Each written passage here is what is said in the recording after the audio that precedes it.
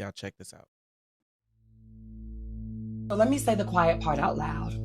A black man was just found hanging from a tree in Mississippi. And if that doesn't make your stomach drop, then we've already lost. A 21-year-old student was found hanging from a tree in Cleveland, Mississippi. It's at a university called Delta State University in Cleveland. Delta State University and the police department held a formal press conference to give updates on the ongoing investigation about Trey Reed, the 21-year-old black student who was found hanging from a tree on his college campus. New reports tonight that Congressman Benny Thompson calling on the U.S. Justice Department and the FBI to investigate the death of a student at Delta State University. It comes as students on the campus say a cloud of uneasiness remains after the body of 21-year-old Demartravian Reed was found Monday hanging from a tree on the campus. Quiet. It's I wouldn't say calm, it's more alarming. They're saying at this point there's no foul play, but folks are calling for an investigation. And no foul play suspected is the line that they always use. That's what they always say. They said it in 1925, and that's what they're saying in 2025. And the script never changed. Now, if there's video footage, why didn't you all lead with that instead of ruling this a self-unaliving and saying that there was no foul play?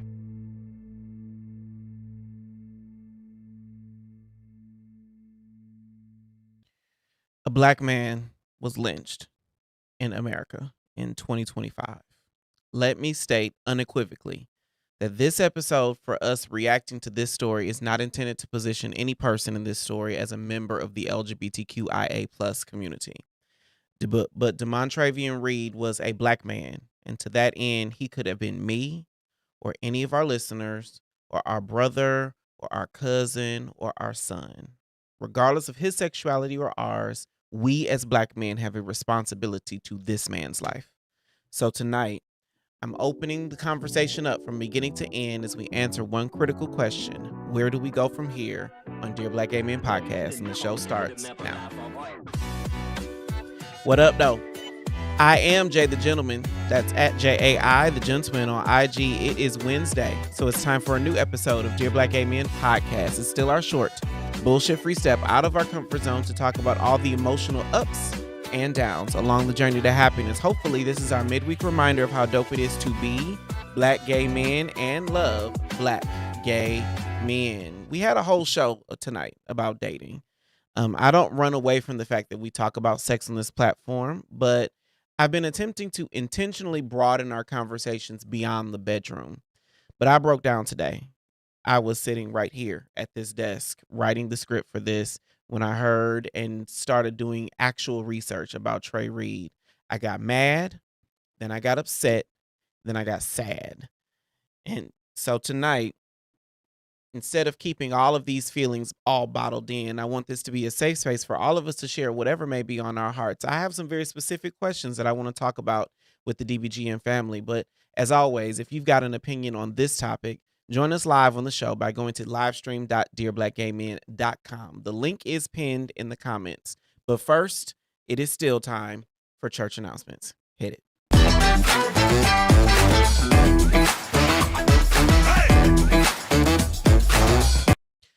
Every week, I write about the ups and downs of my dating journey as I manifest my man in 2025. You can join our Substack for free by clicking the screen now, or the link is in the description. I will say that I am wearing my Babe shirt from Ronnie Wilson. He is currently having a listening party for his new album that comes out on Friday, on September 19th, that is called My Heart. So shout out to him. I'll make sure links to the album that you can download on Apple Music and Spotify are in the description. Are we ready for a revolution? I had a conversation with a good friend of mine, Hope Giselle, today, because I wanted to get clear on the problems that we as a black culture face. I know I'm a black man and I deal with the same racism that we all do, but admittedly, I'm not that vocal about political issues or social issues, and this platform has lent itself primarily to issues that squarely impact black queer people. Hope, who has called me in, she has cussed me out with love and encouraged me, asked me 3 very basic questions that every black man should be asking ourselves right now. Number 1, Are we ready for a revolution? The red pill, high value alpha man archetype is alive and well in Black culture, both queer and otherwise. Do we even want to move in a new direction as society? Then, number two, do we want a revolution now? Dear Black Gay Men has been guilty of focusing on personal issues like position politics, because we talk about tops and bottoms in verse all the time, or dating, because we are focused on the pursuit of happiness on an emotional level. That all gets clicks, but it may or may not impact the culture at large. Then, number three, do we want a revolution led by our current leaders? America didn't want a white woman, and it found every excuse not to elect a Black woman. So, if the country has spoken nationally, what hope is there for our communities, our sub communities, for them to be ready to follow a woman like Jasmine Crockett or like Hope Giselle or any number of women or queer folk or non-binary folk that are doing the work? America has a problem. Are we even ready to fight for a solution? Follow for more dope queer stories. The easiest way to support what we do here and support our culture is to join us as a member, join Dear Black Gay Men as a YouTube member. Members get access to exclusive conversations, the members only chat, behind the scenes content, and you can join me to chop it up right here on the show.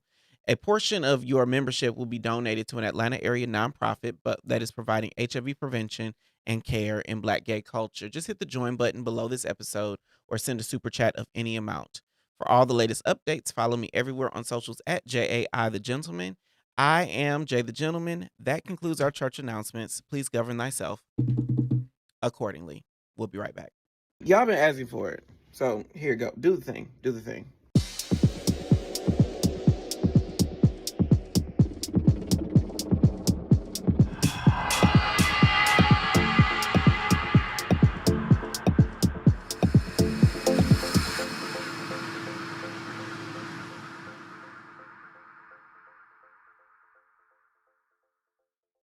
What is stigma? I truly believe that it comes up when you think something can't happen to you. Like when we think we could never be femme, so we end up with femmephobia laced all up and through our dating profiles. Or when we don't be out there like that, so we slut shame people for doing openly what we try to sneak and do privately. But there aren't too many spaces where stigma rises to a criminal level like it does with HIV. Knowingly gave her HIV and never told her he was infected. We're talking to 4 Black men from across the country, all living with HIV.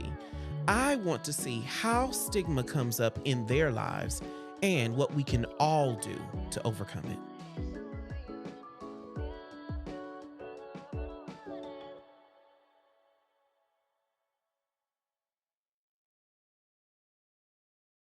I've been in the gym so I could do 2 things. It's one, thirst trap on the internet, and look good for my man when I find one. And that's why I'm excited that support for Dear Black Gay Men comes from Twillery. Black men, whether you're in the gym, like me, or blessed with good genetics, like me, carry our weight in a couple key spots that can make suits and slacks hard to fit and uncomfortable to wear without either having to size up or break the bank in tailoring. But Twillery answers the fit problem with their performance fabrics. It's the right fit for the tailored look and just enough stretch for comfort and breathability. I'm wearing right now the solid performance polo that hugs my chest and arms while tapering just enough at the waist to show off the good parts. Twillery carries suiting, polos, button-ups, and everything to impress at the job or knock someone's socks off on a date. And you can shop for the perfect fit right now at Twillery.com, and we've got a special offer for the DBGM family. Take $18 off your first order by using code M300J. That's Twillery.com, and we thank them for supporting our channel. What up, though? Welcome back to Dear Black Gay Men. I am Jay the Gentleman. Well, there are a couple comments before I dive into my commentary. As of course, there's a whole bunch of hellos. Hey, Benjamin Johnson, Panthro, Michael Dubose just joined the channel as a YouTube member. Welcome back. Welcome, Michael. Love to have you. Antoine McAlvin said, hey, everyone. I can put the comments up there. Winterman has said this. He said,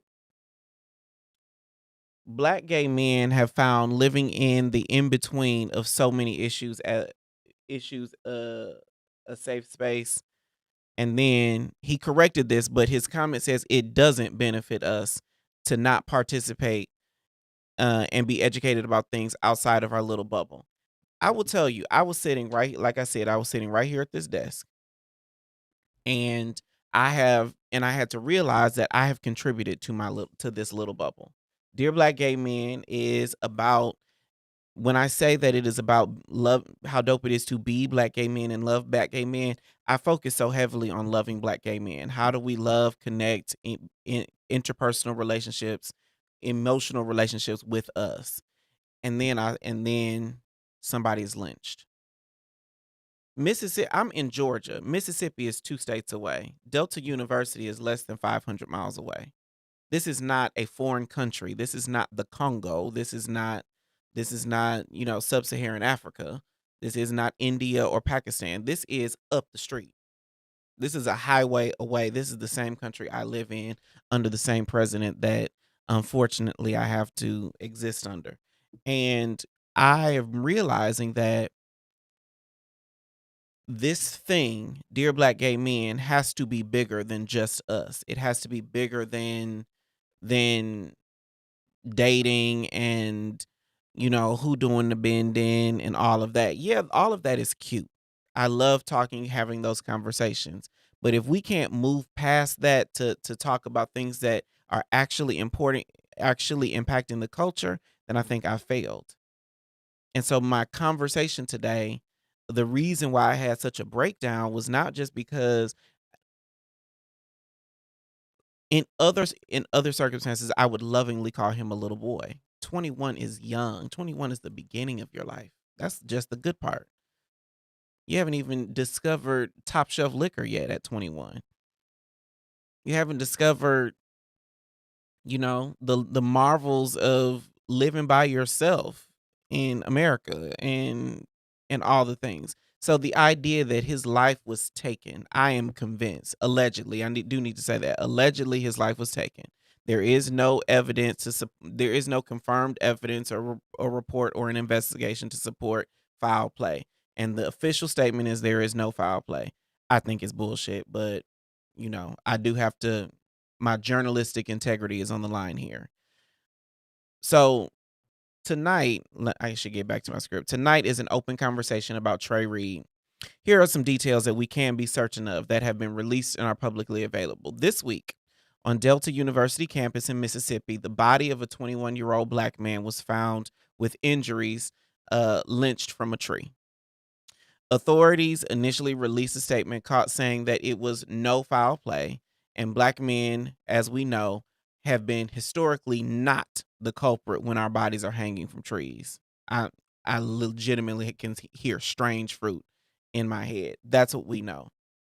And so my question for everybody in the chat is, what do we do with that information? Unfortunately, we cannot change the fact that Trey Reed was gone too soon. And I hope I don't want it to go without saying that our thoughts and prayers are with the family. I don't know if it's not publicly available that he had children or a next generation, but his next of kin was his grandfather, and they are reeling. It is palpable how distraught that family is. And so my question for us, though, grief aside, where do we go from here? What do we do with this? Moments like this, I feel like burning down the whole house. I feel like burning down the whole house. Start over. Burn this shit to the ground. I remember there was a reel a while ago, and it was talking. It was following the death of somebody else, some other Black man, and I hate that I have to qualify it like that. But so many of them happened, especially leading into COVID and coming out of COVID. It felt like we were talking about the death of some Black man at the hands of police officers every day. It felt like that. It was Philando Castile and Mike Brown and Tamir Rice and then before that it was Trayvon Martin. So it was like, it was so much, right? But it was right following a protest, and And this woman was recorded. She was noticeably distraught, but she was like pissed off distraught. She was like, fuck around and find out. She was almost there, right? And so she said, America better be glad that we want equality and not retribution. We want equality and not revenge. Because she was given very Huey P. Malcolm before his trip to Mecca, very fuck the police, that's how I treat them. Old Kanye kind of vibes. And a part of me wants revenge. Moments like this make me dig in and not like white people. And I do acknowledge that not every white person is bad. Not every white person is to be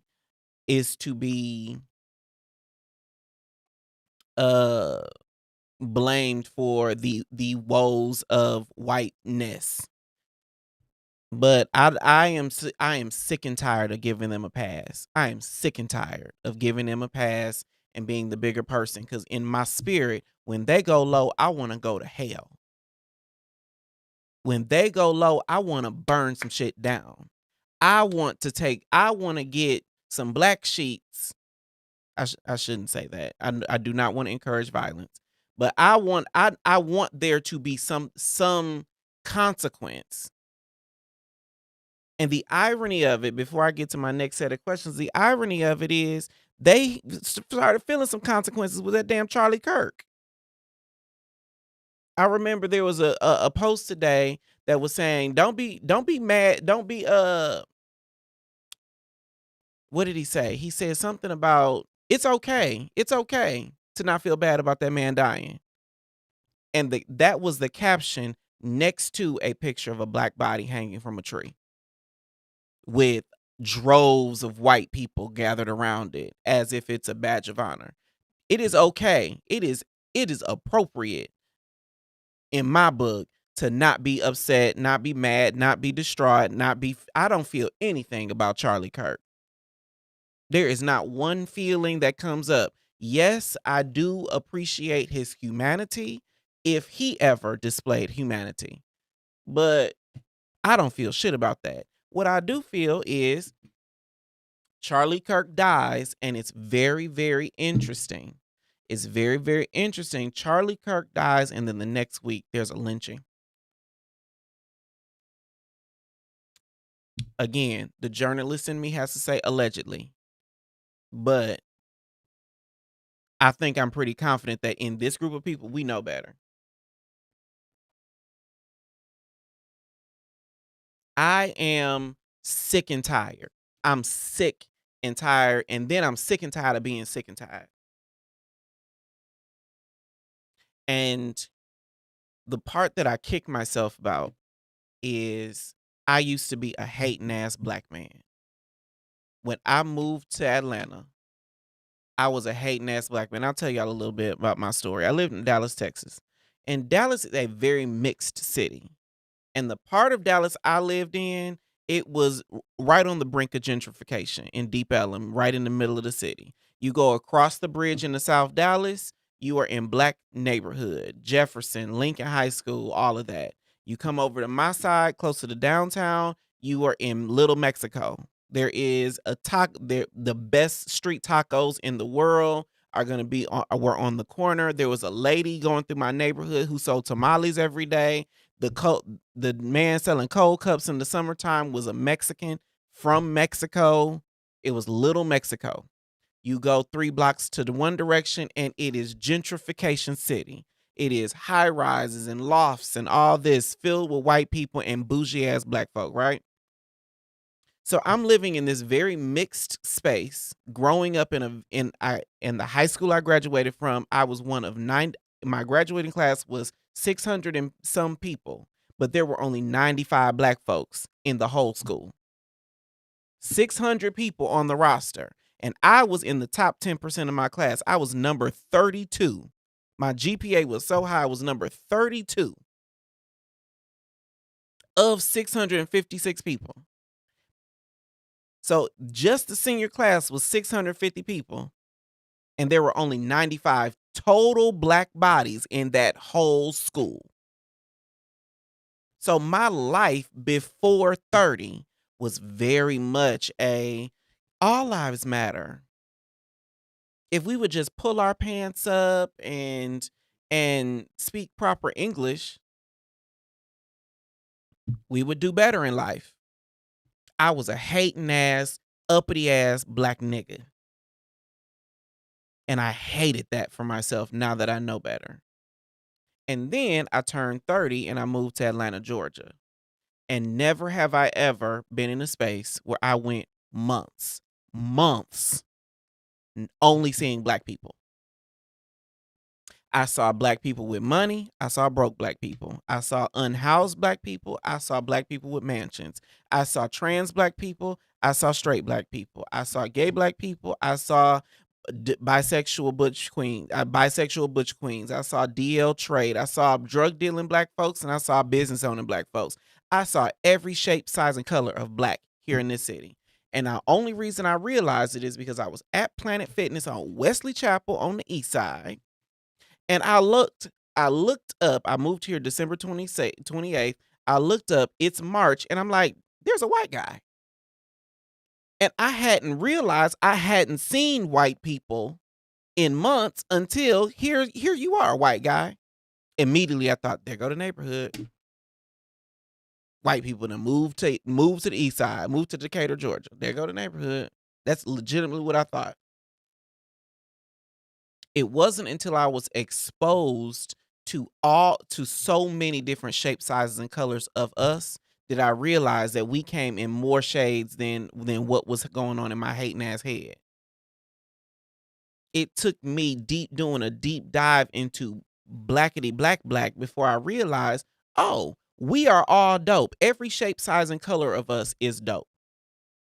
I didn't know it, but that's when Dear Black Gay Men was born.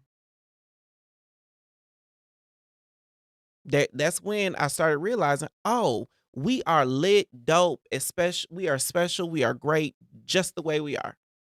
We do not have to change nothing. We don't have to be anything different. We don't have to do a step and fetch it. We don't have to do none of that shit. We are dope just the way we are.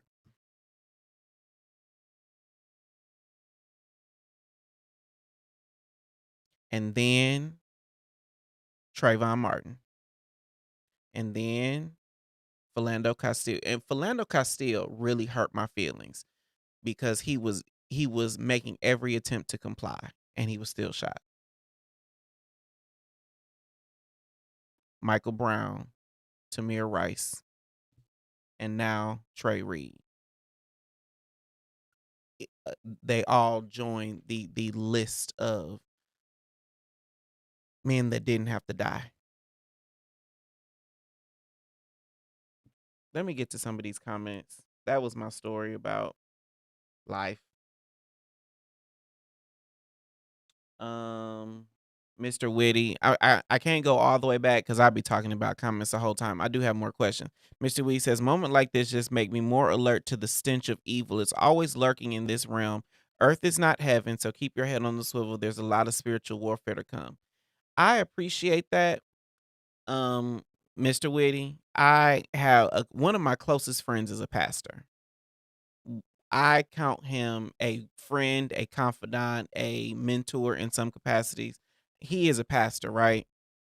And the one contingency we have is there's times to pray and then there's times to beat a bitch with a bottle. And I don't know which time we're in. I'm not thinking about reconciliation and spiritual warfare. I'm thinking about how can I get these motherfuckers?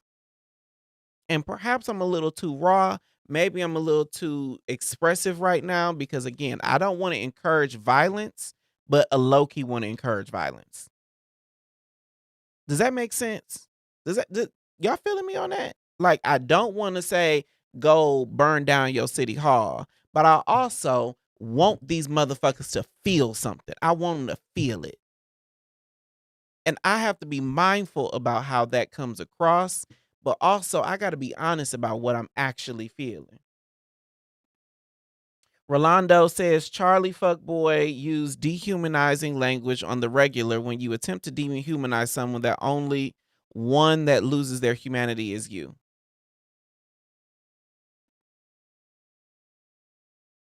I just find it very coincidental that these two events are so close in timeline. Winterman said the same men who have started Black Lives Matter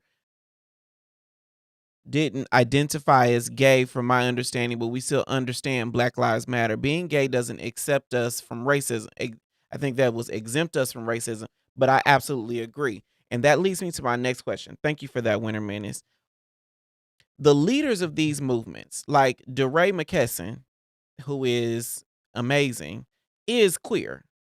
Keisha, that Beyonce be talking about, Tamika, that Beyonce be talking about, I believe that she is queer. Most of the leaders of what we know as Black Lives Matter are queer identified individuals. Most of them. I ain't gonna say all because I don't know the infrastructure of the organization, but I do know that most of them are queer identified somewhere in the eligibility committee. Are we even ready as a Black culture to see the Bayard Rustin of today in place of the Martin? Because that's where we at. The leaders that we have in queer culture, like the Trans Day of Visibility, no, is it TDAV? The Trans Visibility March, that is led by Hope Giselle. And Hope Giselle advocates for women, for queer folk, for Black folk. She is fighting the fight on so many different fronts for for all of her intersections, right? And as beautiful as she is, pretty privilege and all the things, I don't know that Black culture is ready to see her having a 1 million person march. See her having a march on Washington, even though she legitimately has a march on Washington. DeRay McKesson, I don't know that queer culture is ready to see this queer identified person. He has been out. I met him at, I think it was a USCHA and whatnot. He is out. But I don't know that our culture is ready to see somebody who is obviously queer. Not queer and hypermasculine, not OBO Jones, but I mean obviously queer. Got a little twist in their walk, got a little lisp in their mouth, but they know what the fuck they talking about. I don't know that we're ready to see somebody who is obviously trans and open about their trans experience leading us in the direction of Black liberation. I don't know that we ready for that. And I just wonder, what does that mean for us as a culture? Because what does happen, the resulting action of that is because we Black cis men who are queer or gay identified, because we do not find acceptance in certain spaces, we end up in our corner. We're only dealing with Black gay shit.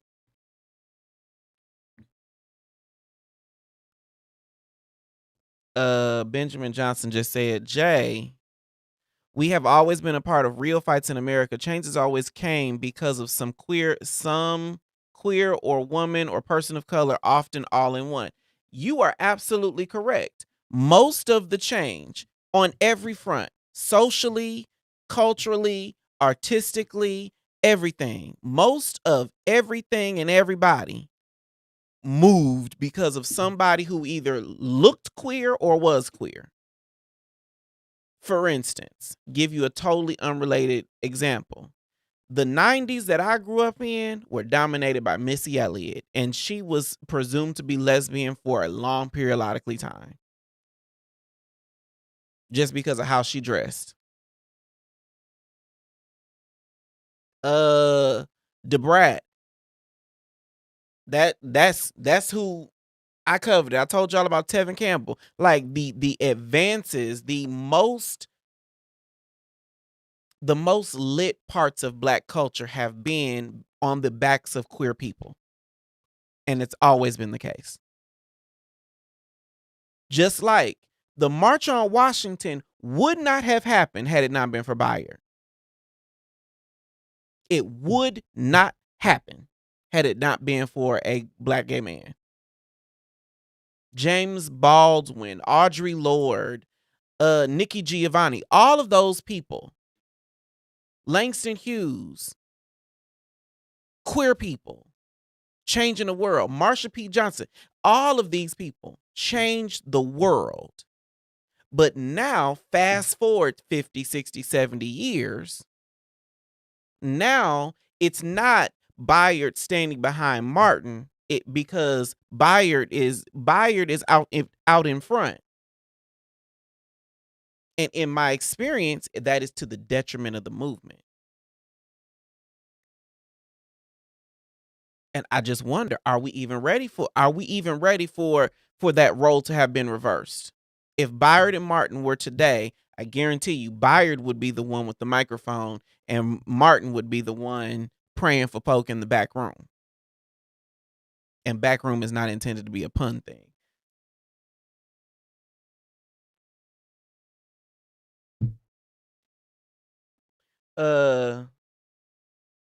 Hold on. Benjamin Johnson said, let's not forget Queen Latifah. UNITY. That's the unity. And then Queen Latifah was on groundbreaking television. Queen Latifah, T.C. Carson, 1/3 of the cast of Living Single were queer people, at least. Changing culture. Who was the gay person in there's somebody was gay on A Different World? Raven Simone is queer. She was like the forefront, the best of the best are always queer people. Hold on. Winter Minute says, we have to disconnect our liberation from whiteness. Some of our past leaders thought of black liberation as wanting equality when truly needing equity. Like I was talking to thank you for that, because that sparked something. I was talking to D. Montreal on the show, and this is back when they were floating the idea of segregating spaces.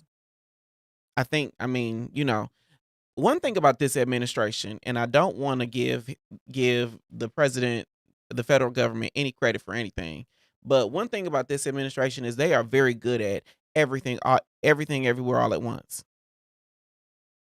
They want to throw everything everywhere all at once to keep us off the scent, so we never know where they gonna come from with the next level of bullshit, right? But they floated the idea of segregation for something. I don't know if it was for public spaces or if it was just something. And D. Montreal and I were like, segregate us? He is a black man on Dear Black Gay Men talking about segregate us. If you put all the black people in one place and we had our own economy, we had our own everything, you can give all the black people Texas. Just give us Texas, and everybody else leave Texas to black and brown folks. I guarantee you Texas would be the best place on earth. We wouldn't have to deal with fucking Greg Abbott. You can give black people Florida. If you get everybody else out, sure. We can. If we annexed Florida will be the best place on earth. We would have Air Florida. We'd have direct flights to and from the Caribbean. We would have open borders to a degree. We would have, the best food, the best economy, the best everything. Dear Black Gay Men would be like Tyler Perry Studios in Florida. Move us all to Florida and then get all the white people out. I guarantee it would be the best thing on earth.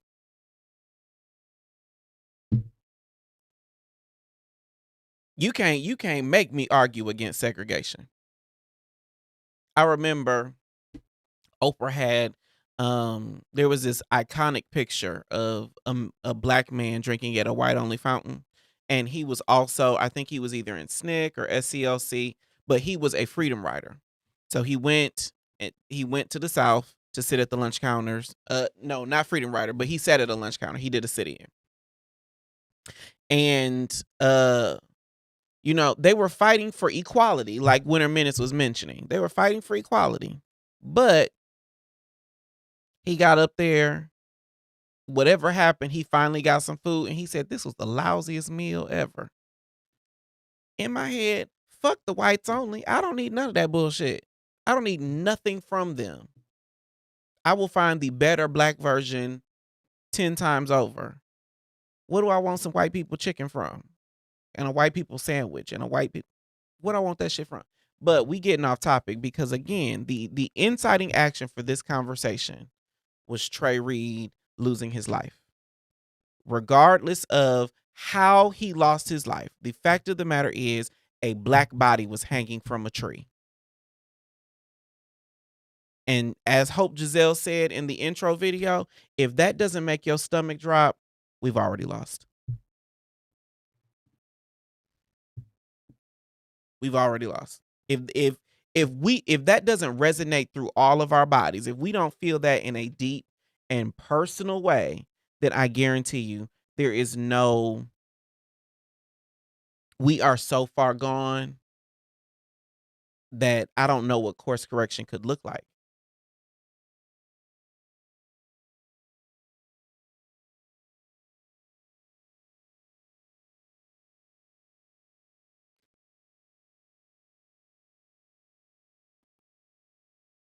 Real shit with Darren T said this conversation is better for Patreon. Now I will say, let me take one little break. I don't know that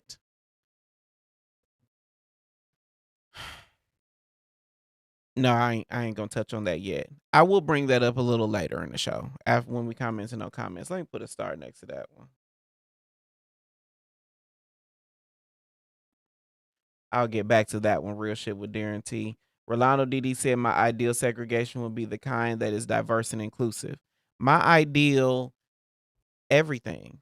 And the only reason I can say that is because I live in Atlanta, Georgia. Because I live on the southeast side of Atlanta, Georgia. If you go south of I-20, for those who are not aware of the geography of this city, I-20 cuts this city right through the middle.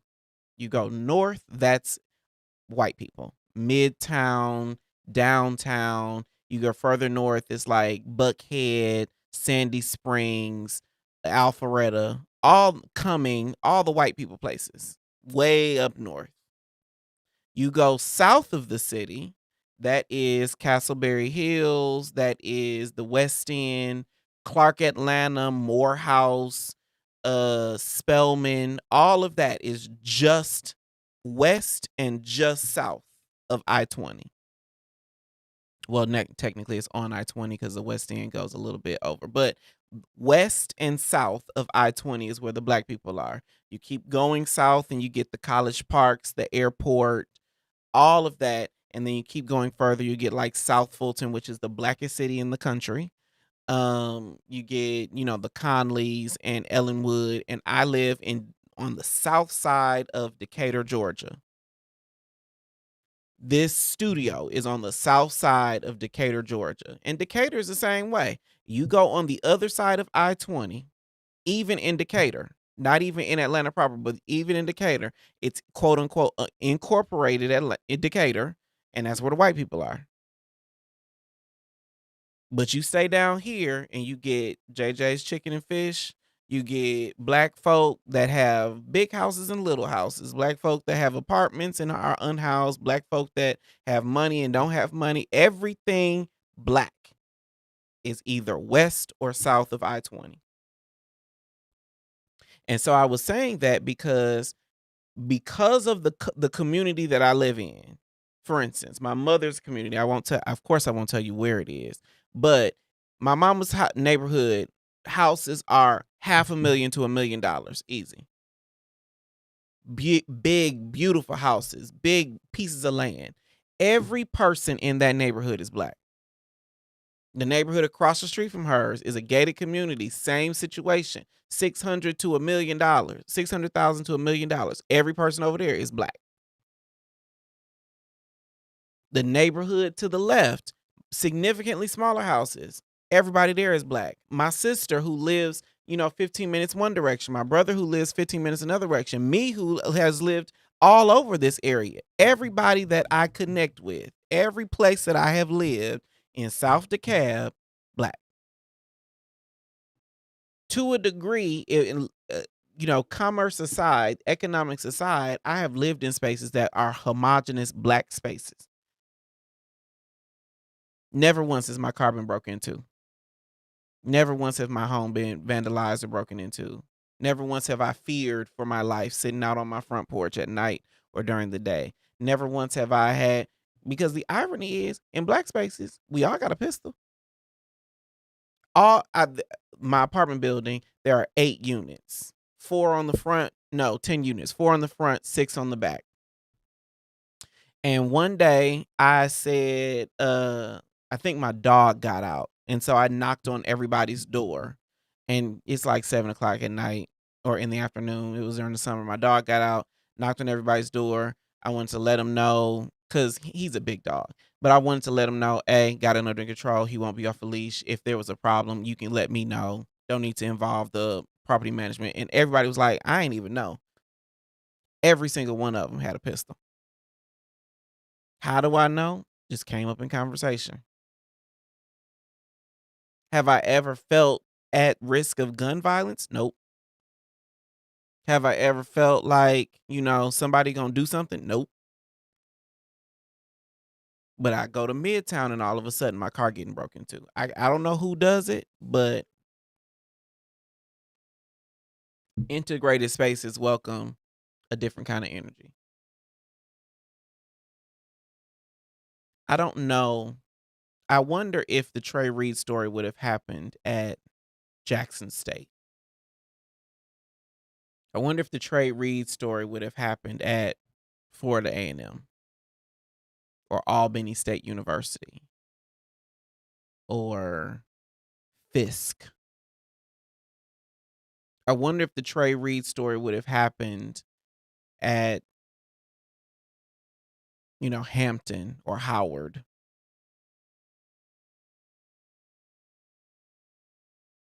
I just don't know that there is.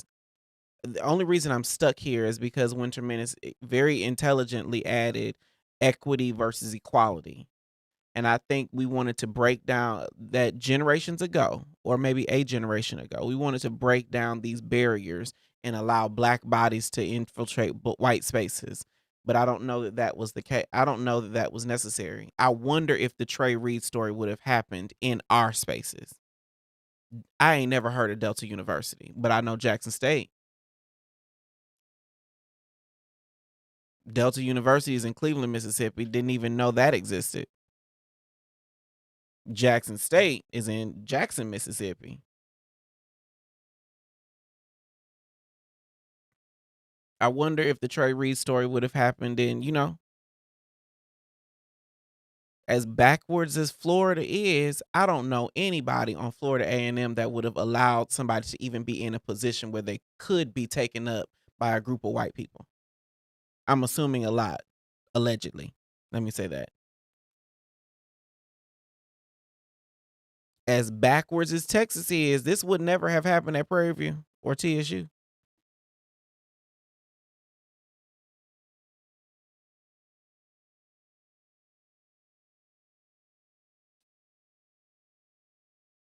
Winterman has said our infiltration was actually assimilation. That's bars. Mr. Whitty says we are unfortunately very far gone. This story barely gets a peep out of people. I agree with that.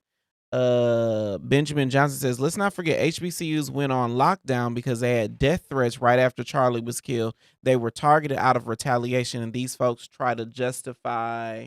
I think he might be finishing that one. Rolando says, I know I have no plans to ever set foot in Mississippi so long as I'm alive.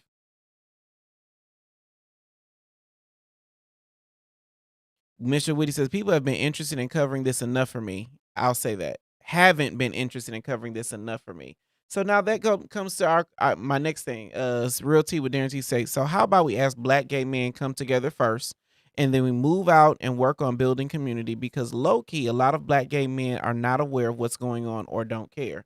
I agree with that. I will tell you this. And both of those, Mr. Whitty and Darren and Real Shit with Darren T, that segues into my last question. And my last question, ironically, is very similar to my first, is where do we go from here? I've been very candid on this platform. I do not like the word community. I don't. Like, I live in a community. My house is in a community because we all have a shared understanding of what is necessary to keep this thing together. My HOA is very clear on this is what we collectively need to put up to keep this pool running. This is what we collectively need to put up to keep to keep our space safe. And these are the sacrifices we got to make so that we can keep, property value up and all these things. We have an economic and a social pact that we sign with each other to make us into a community. I don't know that gay people have that. I don't know that any gay person, any gay community in the country has a clear understanding of these are the values that we hold dear, and this is what we're willing to do to enforce them or to hold them up. So I don't know that we have community. So I never use the word community when referring to gay people, and definitely not with black people. I think we have a black culture. I think there's a shared understanding about things. I don't know that we have a black gay community. Because I don't think any of us have skin in the game to make this thing go further than it would on any individual level. So how do we build that? What does that look like? And this is now me asking as with genuine interest. The fortunate part about where I sit in culture is Dear Black Gay Men has enough momentum to where if we needed to do something, we could. We could. If we needed to do one thing, we legitimately could. I would put my effort into figuring it out. But now this is our time as the DBGN fan with 72 people watching. What is the first step? What do we need to do?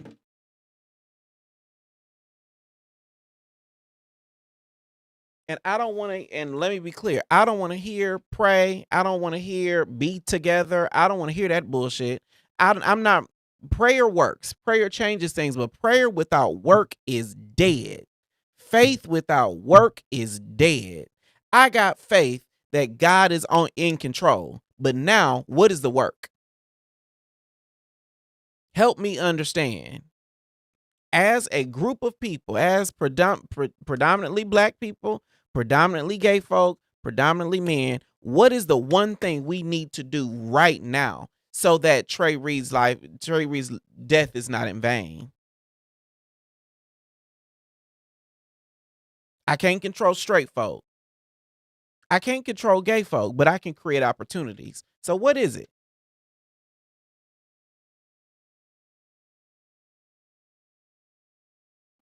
J926 said I think the reason why a lot of black gay men don't care is because black community as a whole don't really stand for other people outside of being a cis heterosexual black man. It's sad because we all need each other. I care not about cis hetero anything. I'm not cis. I am not hetero. We can talk all day about what cis hetero blah blah blah ain't doing for us. But right now there are 78 of us here. What do we need? I don't care about white people. I don't care about straight people. I don't care about alpha men. I don't care about none of that bullshit. I'm only dealing with us in the house. What is a first step from here? Winter Menace said, black gay men struggle with understanding the black part because it cuts us off from others. I agree with that. But now I am intentionally including black gay, black as the umbrella. If you are multiracial, mixed race, if you identify as any version of black and black only, black plus, black this, black mixed with whatever, umbrella it here. If you are any version of black and any version of gay, bisexual, pansexual, omnisexual, queer, whatever it is, if you under the black umbrella, under the gay umbrella, what do we do right now? What is needed? Official E says, I like to be informed, but I am so fucking sick and tired of being to death of hearing about another black man being mutilated. It's too goddamn much. Agreed. Real shit with Darren T said, I don't struggle with black anything. Facts. Benjamin said, and not to mention these same assholes was crying about stop politicizing football, yet all these NFL teams were giving Charlie a whole moment of silence. Where was Breonna Taylor or George Floyd's voice? I can't control none of that.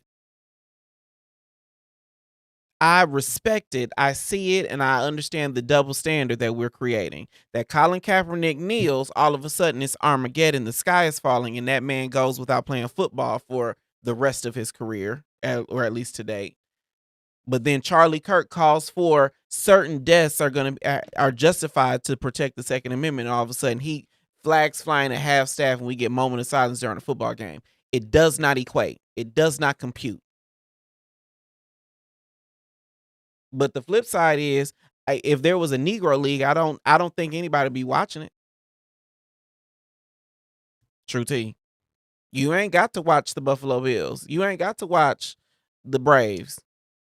You ain't got to watch the Falcons. You ain't got to watch, the Cowboys. I know I'm dealing with a whole bunch of different sports. I ain't that gay. I know that I'm talking about a whole bunch of different sports. But you ain't got to watch them. You could watch the black version. We could start. Somebody could start a black football team, or basketball, or pickleball, or track, or whatever the sport is. We could start a black version of this and support that. We could.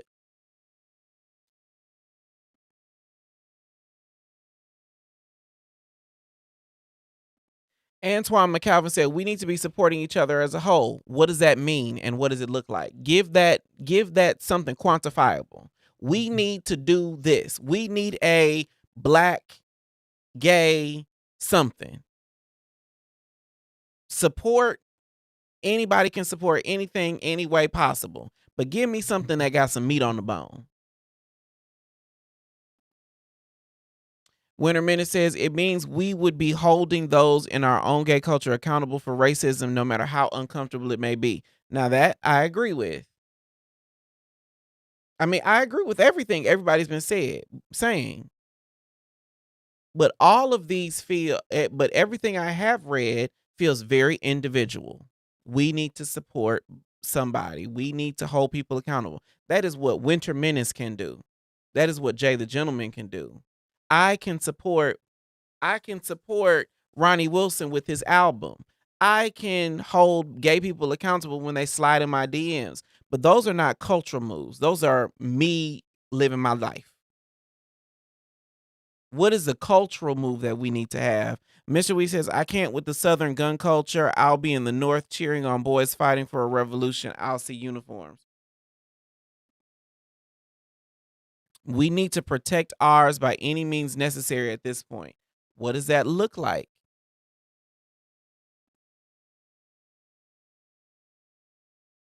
Real shit with Darren T says, stop worrying about fucking and actually see each other as human. Now you're going to get me off topic, and I don't want to, because I'm very interested in this. But I don't think these are paradoxical concepts.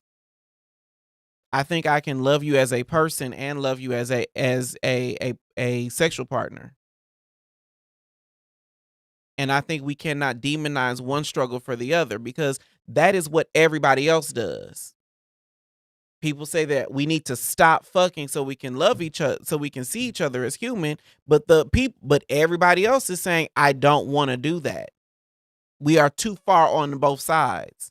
Like I was saying yesterday, I am not going to win a battle with somebody. If someone is so focused on sexuality, I am not going to win a battle with them to get them to care about anything outside of that until I can validate their experience.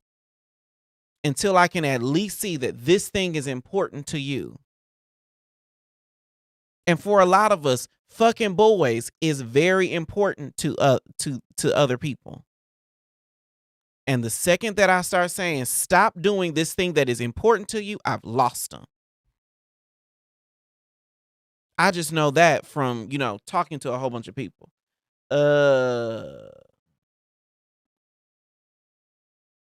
Benjamin Johnson says, if that means grouping together, then we got to do what we got to do.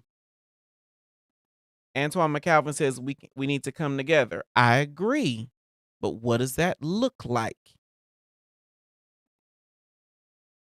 Winter Menace and Real Shit with Darren T are having a dialogue. He says, and that's good, Darren. Having a clear understanding of our personal experience is great. Now, as Black gay culture, we struggle with the Black part, not as individuals, it's as community. I agree with that. Now, I don't know what started this conversation between Real Shit with Darren T and Winter Menace, but I do agree with both sides. And what Winter Menace is saying here is we do struggle with the Black part of gay. And when I say struggle, what I mean is we're willing to see our Blackness as long as it's gay too. We are willing to see our Blackness as long as it's a butch queen, as long as it's got a twist, or as long as it's queer, or as long as it's, affirming, or as long as it's all these other things. We are willing to stand 10 toes down on our Blackness as long as it's got a gay side dish. And I would wager that we do the opposite as well. We are willing to stand 10 toes down on our gayness as long as it's got a Black side dish. But sometimes the battle is a Black battle. Is it not? Isn't it? Maybe I'm the drama, but we got somebody waiting. Hold on.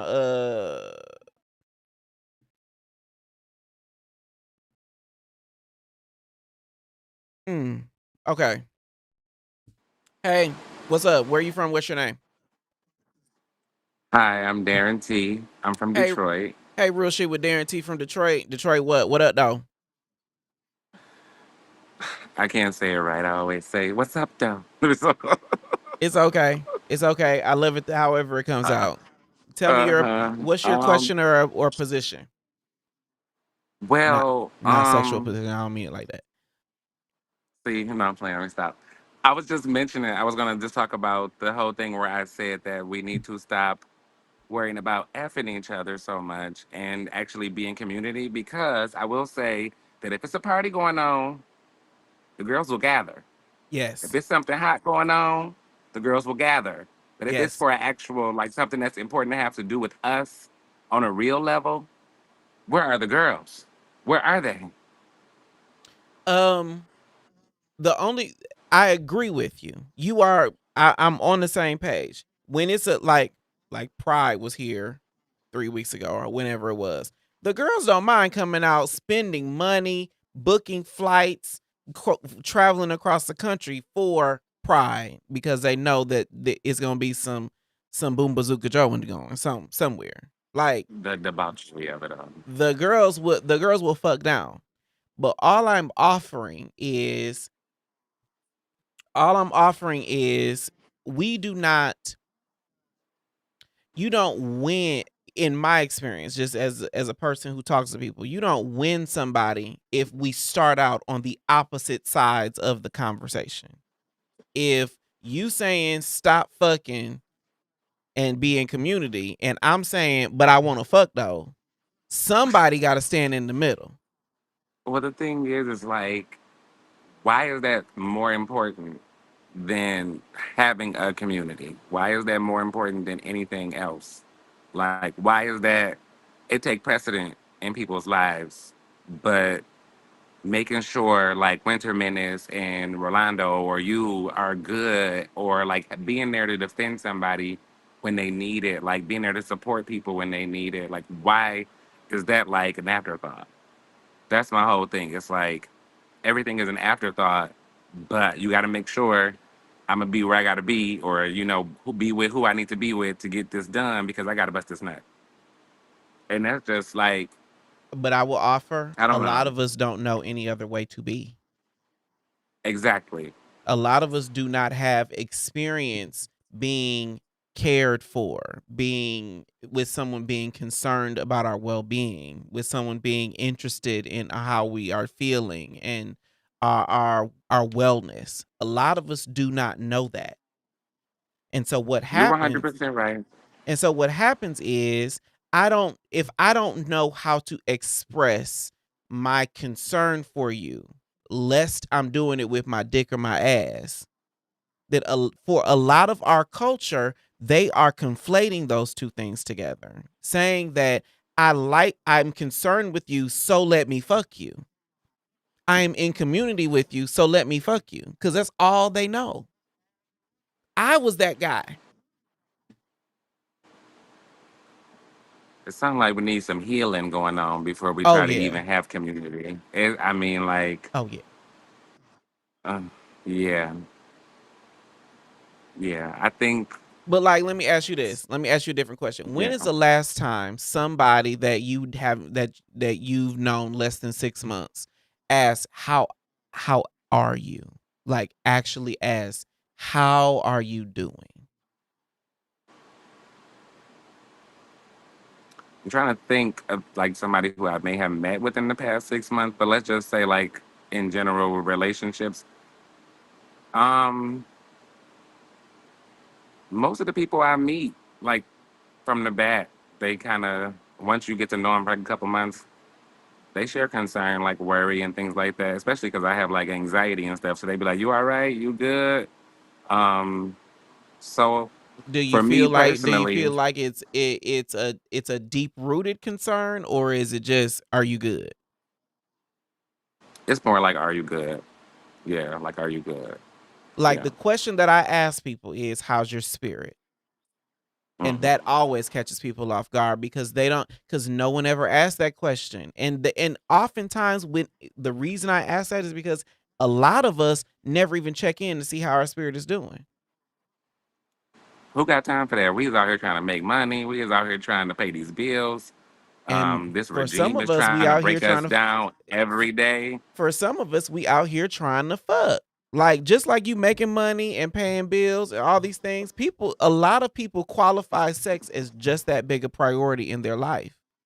And if you not checking in for your own spirit, what makes you think that you would check in on the spirit of anybody else in community? Yeah, yeah. I just want y'all to know before I get off that I love having conversation with everybody here. I do feel like this is a community here.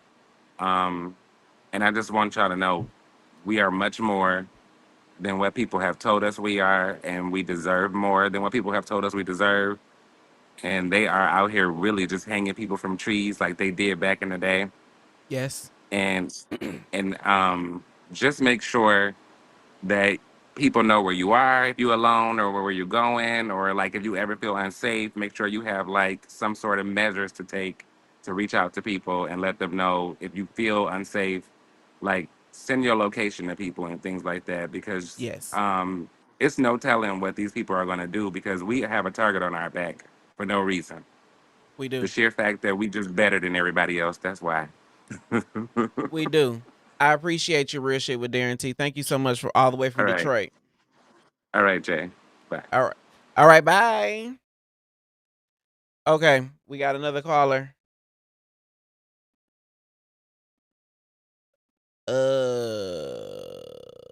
Hey, what's your name? Where you from? I can't hear you, friend.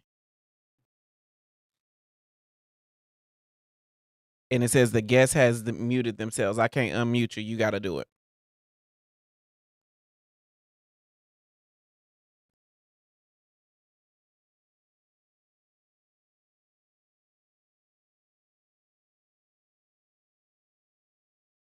Now it says I muted the guest. Hold on. There we Oh, go. there we go. Hey, what's your name? Where you from? My name is Antoine, and I'm originally from Silver Spring, Maryland, Oh, I but I hear live it. here in Stonecrest, Georgia. You live in Stonecrest? You live up the street? I will not tell anybody what direction up the street, but you live in Stonecrest? What up, no? Ain't too much though. I had to literally come in on this because it kind of bothered me. What I heard today just really just had me kind of like it just really had me all in the feelings. Okay, tell me. But how Well, it's hard. It's hard when you're trying to be yourself, when you're trying to live comfortable with yourself, Mhm. being who you are naturally. But it's another thing when you're like a target every day, Mhm.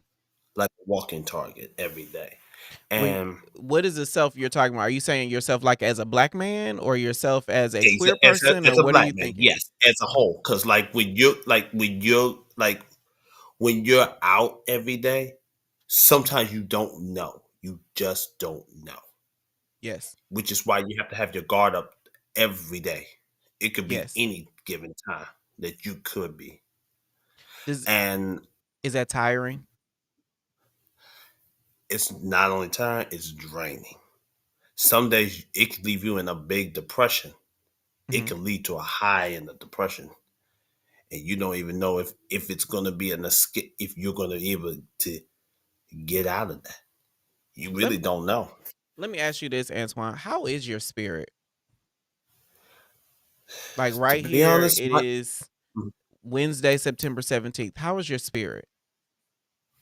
which is literally a month before my birthday. This is crazy. You just said that. Mhm. But my spirit, it's been up and down. I will be honest with you. My spirit has been very up and down. Um, dealing with it's two things I deal with on a regular. Mhm.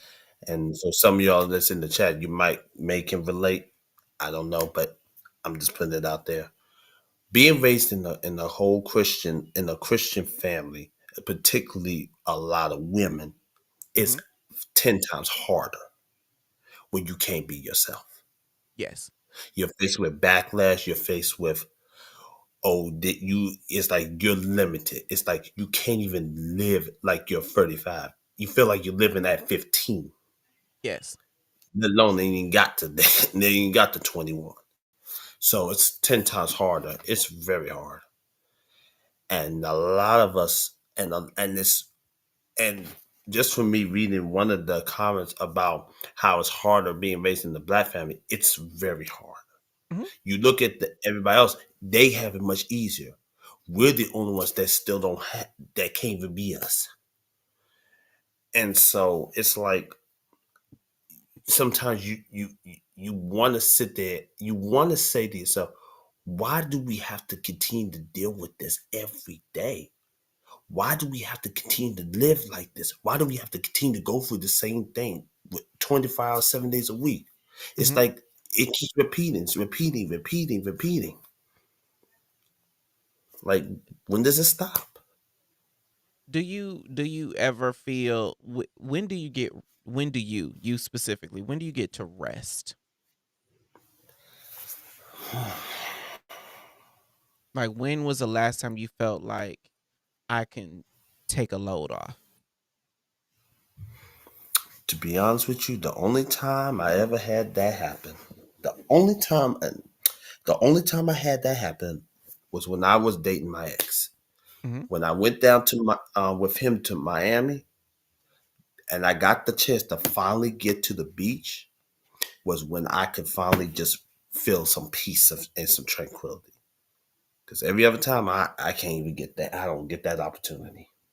Have you ever thought about what about the beach or what about that relationship is was the source of the tranquility? Was it going to the beach? Was it being away It was from going to the something beach or because I. It was going to the beach because I love being by the water. I just love it. I yes. absolutely love it because it makes me feel hell better. It makes me feel so better. Yeah. And to be honest, that's where I feel that healing. That's where it really, really makes me feel a whole lot 100% better. Well, I But think to I be what I think happens in our culture and I have been there is because I'm fighting every day, right? I'm fighting for my Mhm. life. That's just the nature of being a black man. I'm fighting for my life every day. Whether I am fighting other black men because I'm queer, or if I'm fighting black women because I want to be seen as a man, or whether I'm fighting myself because I don't know who I am. Like I've been stuck in them journeys all the time. And Mhm. what I know is the toughest decision is to seek peace when everything around you feels like a fight. It Yes, sir. that is a fight all by itself. Making the decision to seek Mhm. peace when everything around me feels like a battle royale. And Mhm. so that is one of the reasons why my question to black men especially is, how was your spirit? Because a lot of us don't know how, a lot of us don't have the space or capacity to take a minute and check in with it. And that is very true. And even with you bringing that up, Jay, the thing is, some of us don't have the strength nor the willingness to even share that, because Mhm. we've also feared. The one thing I noticed, and even myself has noticed, is really experiencing this, is the if we are to share it, it can be get taken out of context, or it can be used against us.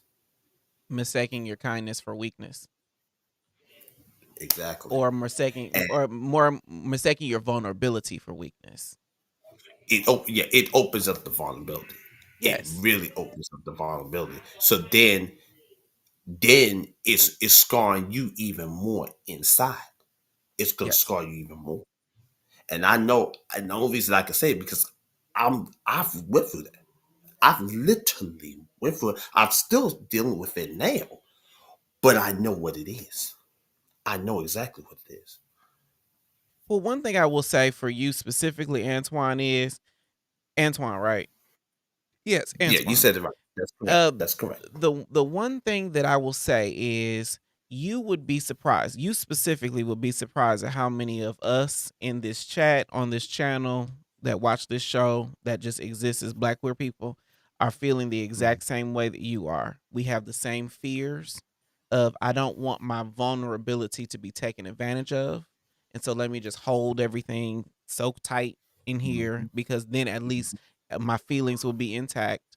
And then a lot of us are also wanting to find some peace, wanting to find some rest, but we just don't know where to Mhm. look for it.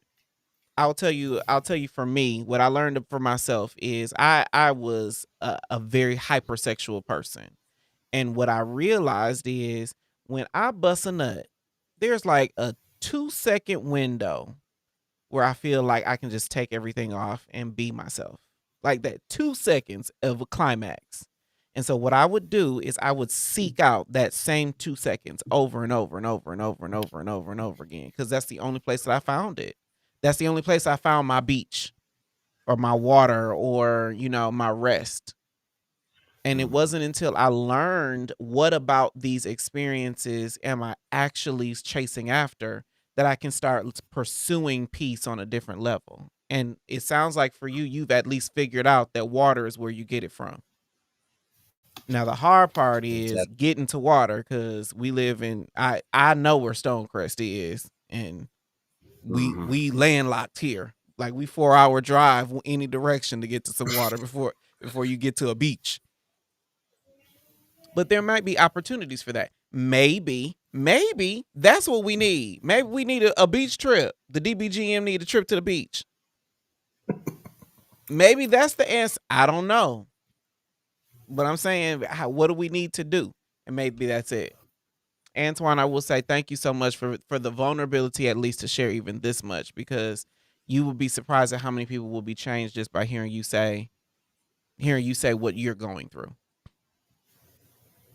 But that's always been my thing. To be honest with you, Jay, that's always been my aspirations, just to share, but change the atmosphere, because that's honestly what we need right now.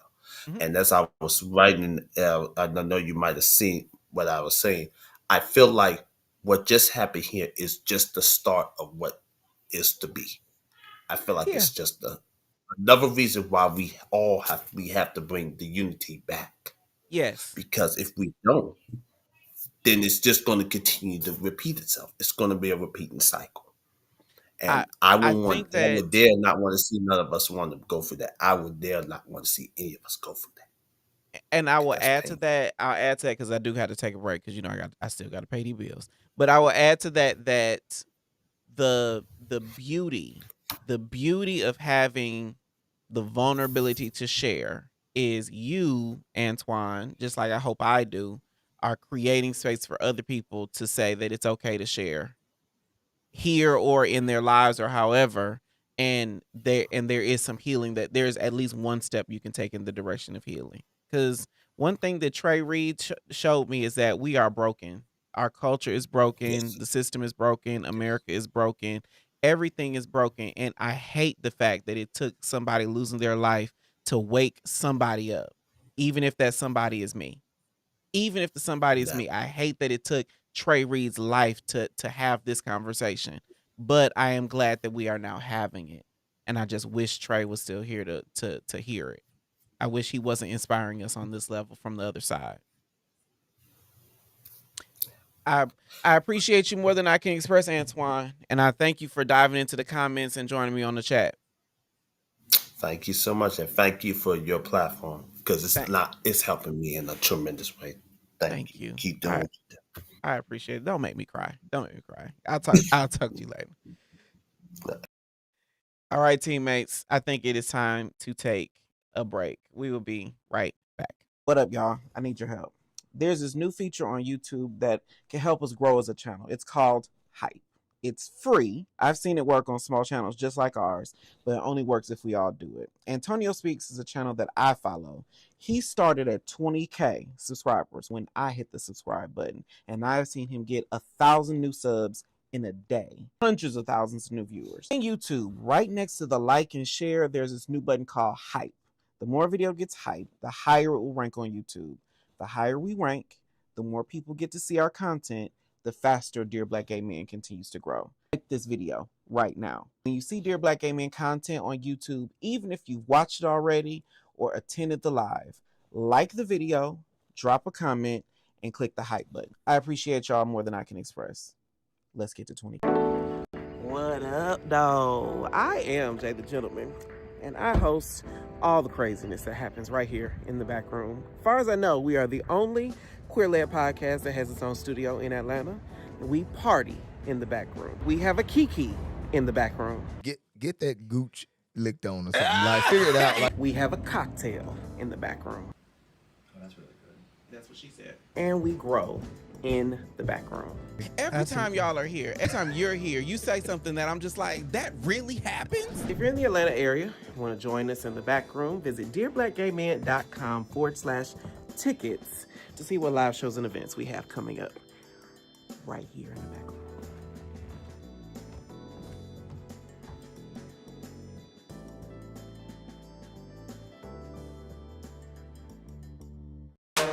We ain't never had a conversation this good. Start fighting and it's over nothing. Like, why? Nothing was off limits. What do you look for? Top thing, first thing. You Honestly. scrolling on the apps and you like, how has HIV impacted your daily life? Then it got a little petty. Work the same way that the negative hoe works. And I said, Celebrating National Black HIV/AIDS Awareness Day. It's the HIV Talk on Dear Black Gay Men podcast. What up, though? Welcome back to Dear Black Gay Men podcast. I am Jay the Gentleman. Before we go, let's comment on some comments. Hit it.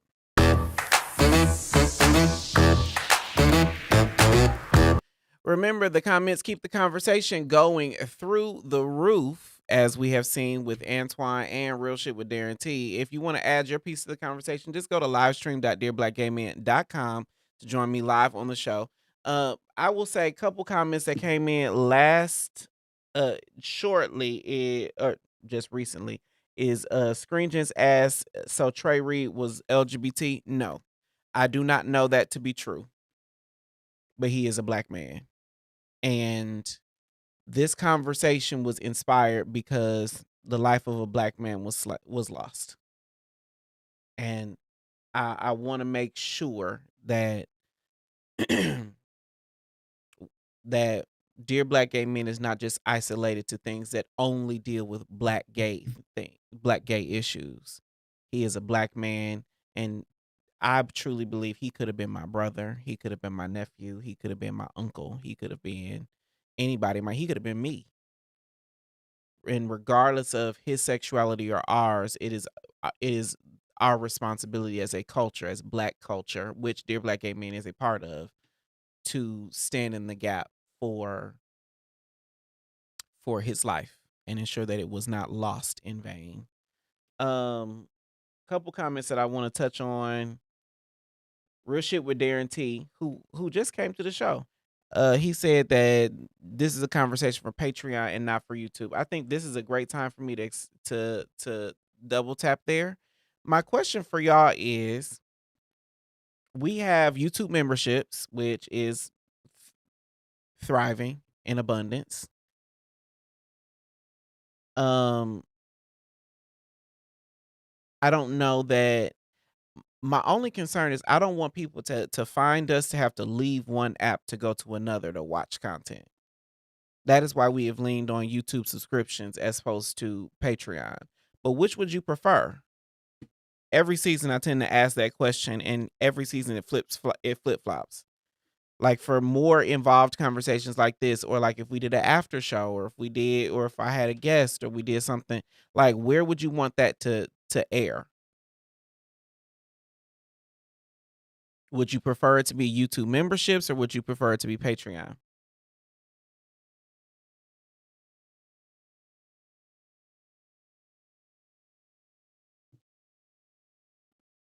Rolando DD said it best. He said it great. It's Dear Black Gay Men. You can hold space for things that are strictly Black. And the irony is, I don't know that there's a space. There's a time that I would try to hold space for things that are strictly gay, though. And maybe that's the. I don't know if that's the issue or if that's a benefit, but I would not. There's not, like, I don't know that I would go as hard for a white gay man. I don't know that I would see a white gay man strung up in a tree.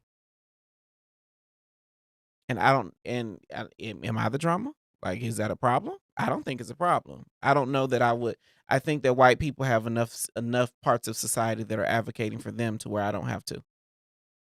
But if it's like gay rights, that includes me. So I'm there for it. But if it's like a white gay dude that, was the victim of something, I'm certain that there is someone that would advocate for that. I don't know that this is the space for it. But a part of me hears, injustice anywhere is a threat to justice everywhere. So I got some work to do. Maybe I got some growing I need to do. I don't know.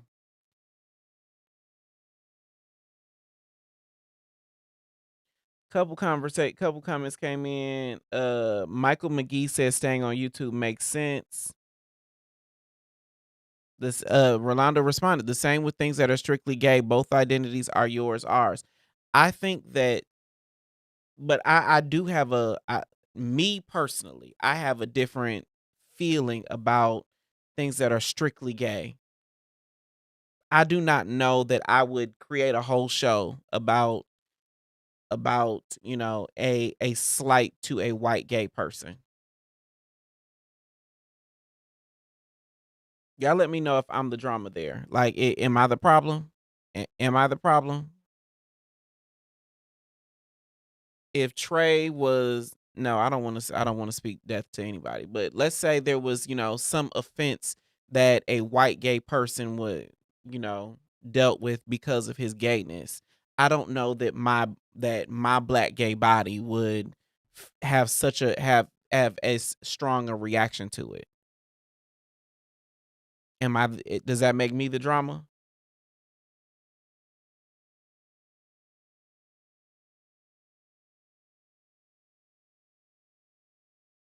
Real shit with Darren T says Patreon is just less accessible to people who wish us harm. I just didn't want to discuss this topic here. I will tell you, one time I had a troll. I had a troll one time in one show, and I don't know that they wished us harm. Well, yeah, they definitely did wish us harm, but I don't know that that their message resonated at all. So it was, one time. But I'm learning that dealing with topics that are sensitive like this, that involve all of Black culture, it does open a Pandora's box to a degree. So I understand, Darren. I understand the concern. I'm also want to make sure that our content is as accessible as possible to the people that want to participate with it. That is the only time I would have pushback. Carlos said I would love an after show. Honestly, love the YouTube space. Hey, Carlos. Carlos, you had an afro and you had an afro yesterday, and now your profile pic got a slick back. Dope. Benjamin Johnson says YouTube reaches a wider audience of Black gay men. Patreon can limit that. That's exactly what I just said. I don't want, of course I want to reach every Black gay person on the planet. So I want to make sure people have as much access as possible. Rolando said I can show up for Black shit and I don't necessarily need my gay identity to be there. I said that one time I was interviewing David Brandon, and he said, and the question that I posed, because of whatever we were talking about, I said, are you Black first or gay first? And he said, when I walk into a room, I can be Black and gay. And I said, I'm absolutely Black first. Like, there are spaces that I walk into where my gayness never got to show up. Never. Like, I never have to be gay at all. I can be a full nigga and walk in and deal with issues that beset Black people, and it never has to impact my gayness, because I truly believe that if I walk into a room Black first and I advocate for all Black people, all power to all people, that includes my gayness. But if I walk in gay first, that doesn't necessarily include my Blackness. And that's the way the cookie crumbles for me.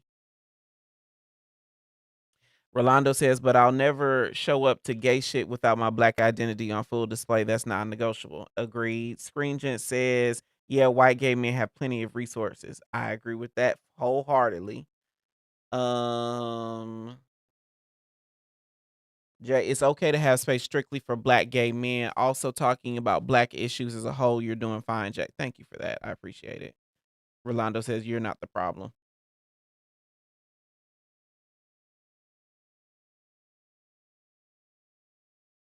I think it's a whole bunch of no's, so I'm assuming that's when I was asking, like, am I the drama? Because I don't want to show up for white gay. Like, if it were a white gay person that was experiencing some offense, I absolutely would not feel like I need to, march on Washington for that. Aaron Woods Lee says YouTube is more accessible for me personally. I don't know much about Patreon. I don't either, but I do know that there are a lot of creators that use Patreon to monetize their audience. And while making money is important to me, that's why, we got commercial breaks. That's why we work with sponsors all the time. Making money is important because, lights, cameras, and action ain't free. But I will also say that I do acknowledge that this needs to be a space that all of us can get to. I want to appreciate y'all for rocking with me for this hour and a half, because we are about to wrap it up. I think that is a good place to end it. This last comment is important. I want to just say, it says, Screen just says, I'm a gay Black man, and that's not by choice, but from my own experience. I agree. Now, only because I have a podcast, it's called Dear Black Gay Men. That's the only thing I would change. It's intentional for us to have Black first. But that was our show, teammates. I want to appreciate y'all for rocking with us from beginning to the end. This is not our normal brand of content, but I think this conversation was absolutely necessary. I want to thank Real Shit with Darren T and Antoine for joining me on the show. We will be right back here tomorrow for my birthday show. Tomorrow at 9 p.m. We go live Monday through Thursday at 9 p.m. Eastern. For more exclusive content, you can join me on Substack at dearblackgayman.substack.com. The link is in the description. I appreciate you all more than I can ever express. I will talk to you next time. Bye.